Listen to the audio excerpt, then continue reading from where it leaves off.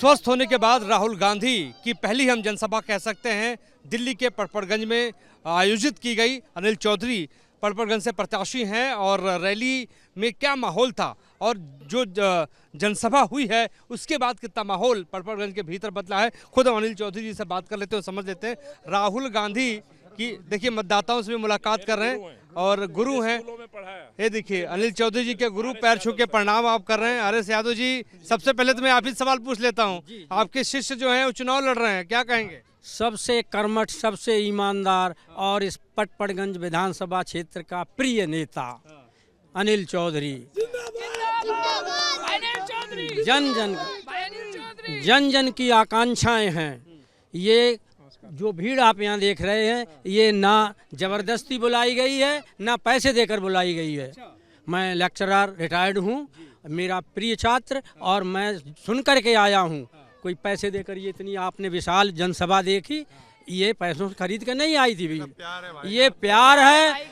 और अनिल भाई को परखा हुआ है, 2 बार काउंसलर, 1 बार विधायक रह चुके हैं, पब्लिक जानती है, ज्यादा बताने की जरूरत नहीं है। कोई भी सफलता की सीढ़ी तभी चढ़ सकता है जब गुरु का आशीर्वाद हो, तो गुरु ने दे दिया आशीर्वाद। भाई मेरा तो यही होंगे शिक्षक हैं और तब से जब मैं स्कूल में था डांट भी खाई। गुरु के चरणों में तो शीश रहता है, गुरु की डांट, गुरु की पिटाई भी।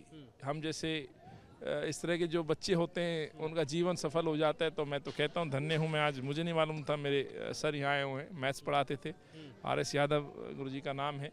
और अब स्कूल की बात हो रही है तो बहुत लंबी चली जाएगी। अब मैं तो कहता हूँ सरकारी स्कूलों में एक जो संस्कार वाली बातें उस समय होती थी सरकारी में, वो जी देखिए ये 2 बातें इन्होंने कही हैं।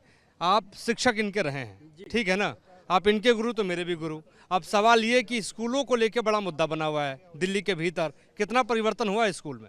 देखिए ऐसा है, एजुकेशन पर बजट का 25% खर्च किया गया है, तो इंफ्रास्ट्रक्चर में तो सुधार आया है, ये तो दिखाई दे रहा है।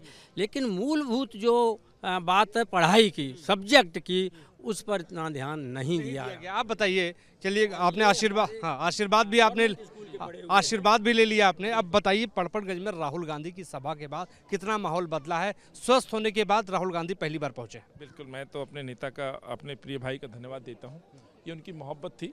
आप देख सकते हैं, जैसे मेरे गुरु ने कहा, एक भी व्यक्ति ऐसा नहीं है जैसा कि केजरीवाल की सभाओं में, मोदी की सभाओं में लोग आते हैं, ये दिल से आए हैं और आदरणीय राहुल जी को सुनने आए हैं। भारत जोड़ो यात्रा के दौरान मैं चाहता था कि राहुल जी यहाँ से निकलें, उस समय वो यात्रा आपको मालूम है रिंग रोड से सीधा निकल गई थी, परमिशन का इशू था, तो लोग बहुत दिनों से इंतजार में थे कि मोहब्बत का पैगाम लेके राहुल जी आएंगे, और वो आए। और उन्होंने तो आज जिस तरह से शराब माफिया की पोल खोली, यहाँ के सिटिंग विधायक जो रहे, जो भाग गए, उसके बारे में भी राहुल जी ने बताया।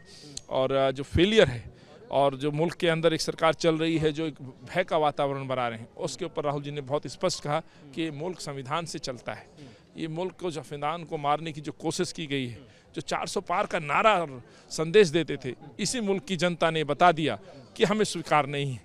संविधान में दी गई व्यवस्थाएं इस मुल्क को जीने का अधिकार देती हैं। इस संविधान के द्वारा ही कहते हैं ना, विकास की पायदान पर यदि कोई अंतिम व्यक्ति खड़ा है, उसको भी ऊपर आने का अधिकार है जो संविधान से मिलता है। ये राहुल गांधी जी का बहुत स्पष्ट संदेश है।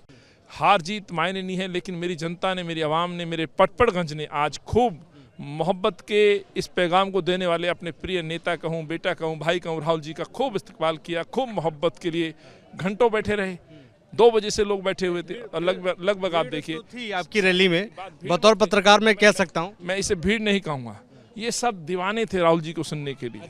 ये पटपड़गंज के हर कोने से लोग आए थे, और यहाँ सिर्फ इसलिए आए थे कि आज उस व्यक्ति को सुनना है जो 4000 किलोमीटर कन्याकुमारी से कश्मीर चला, उसके जज्बे को सलाम करना था, उसके विचारों को सुनना था, उस संविधान के प्रति उस प्रेम को सुनना था।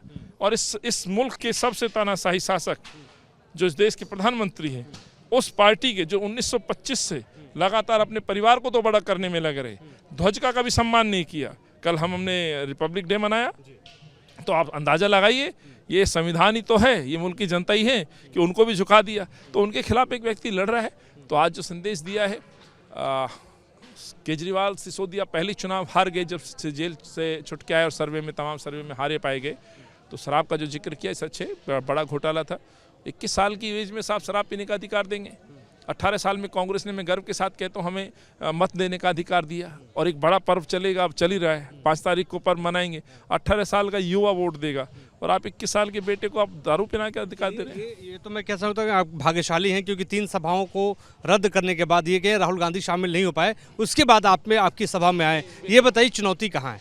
भारतीय जनता पार्टी, आम आदमी पार्टी कहाँ चुनौती देगा? चुनौती नफरत है, और नफरत को सिर्फ प्यार से हराया जा सकता है। हमारे विद्वान लोग जो हमने पढ़ा है, शिक्षकों से पढ़ा है, गौतम बुद्ध का जीवन आप सुन सकते हैं, आप महर्षि भगवान वाल्मीकि महाराज की आप अपने जीवन से प्रेरणा ले सकते हैं।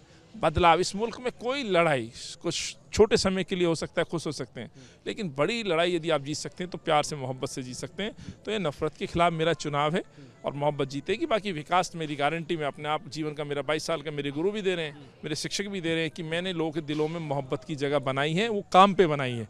तो मोहब्बत कैसे बनेगी? मोहब्बत अपने काम से बनेगी, अपने व्यवहार से बनेगी, अपने स्वभाव से बनेगी। अपने लोगों का जब नेतृत्व करते हो तो उनको एक विश्वास दिलाते हो, आपने मुझे नेता बनाया, आप अपने दायित्व को निभाइए, अपने जीवन की जीविका के संघर्ष को पूरा करिए, आपने जिम्मेवारी मुझे दी है। तो मैं संकल्प लेता हूं और आपके चैनल पे कह रहा हूं, सौगंध खा के कहता हूं, मैंने इस क्षेत्र में 5 साल सेवा की थी, मुझे मौका दे रही है मेरी जनता।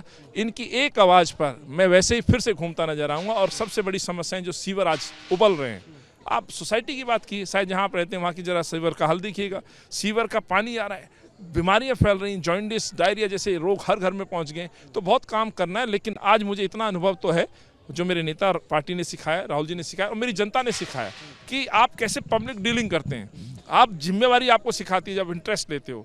तो यहाँ से जो माननीय जो शराब मंत्री थे भाग गए, इन्हें नहीं पता कैसे लोगों के कामों कराए जाते हैं। जबकि आज मैं सुन रहा था जंगपुरा में वादा कर रहे हैं कि अब ये डिप्टी सीएम हैं, अधिकारी एक फ़ोन पर डर जाएगा। आप डरा के काम कराना चाहते हो।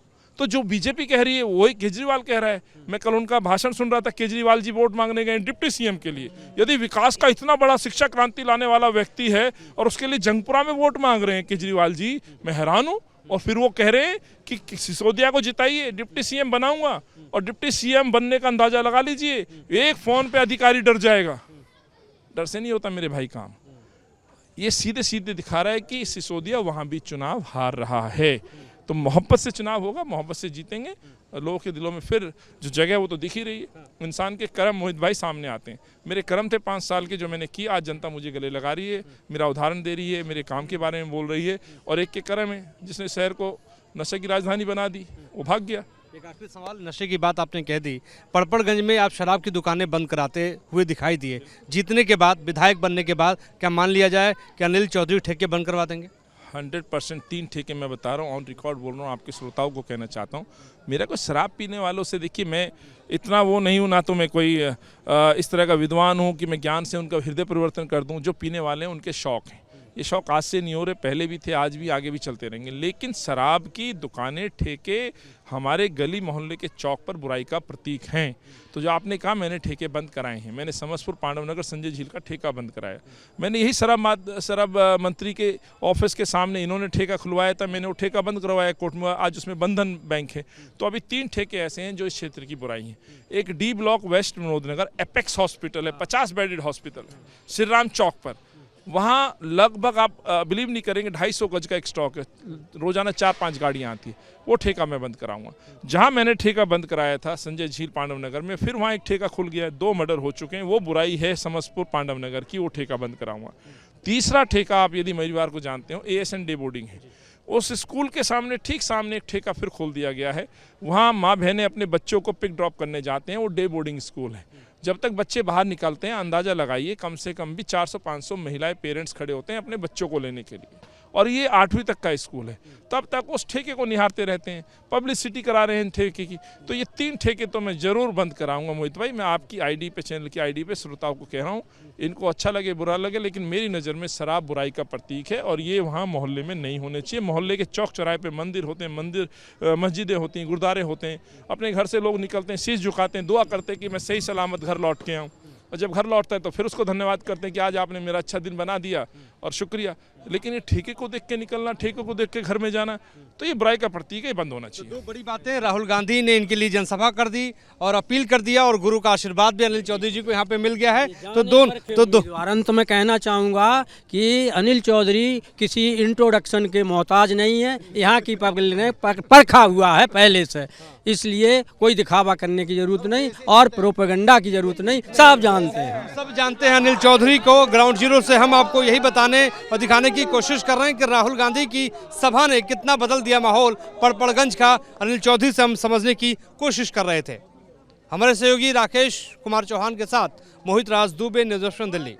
न्यूज नेशन अब व्हाट्सएप पर खबरों के ताजा अपडेट के लिए न्यूज नेशन के इस QR कोड को स्कैन करें।